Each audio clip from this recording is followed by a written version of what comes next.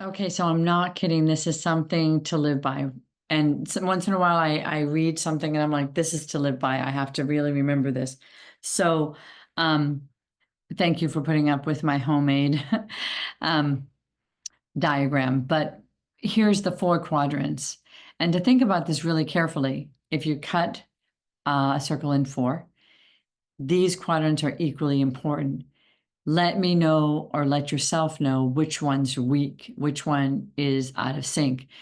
The one that's out of sync is going to affect every one of them.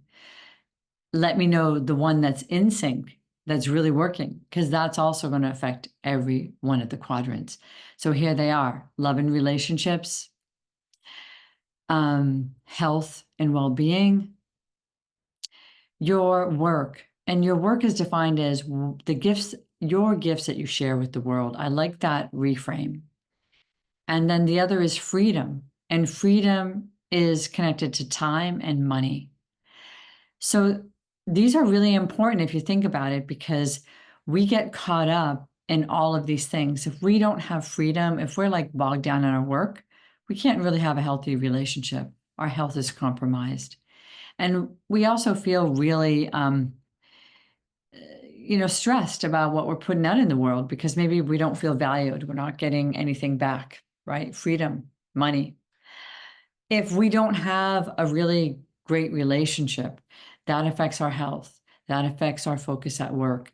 That affects our freedom, our sense of freedom.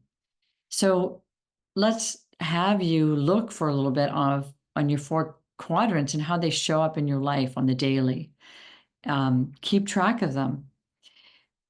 How can you work on them? Which ones do you have to work on the most? Which one is causing you the most unhappiness? And hone in. Read everything about it.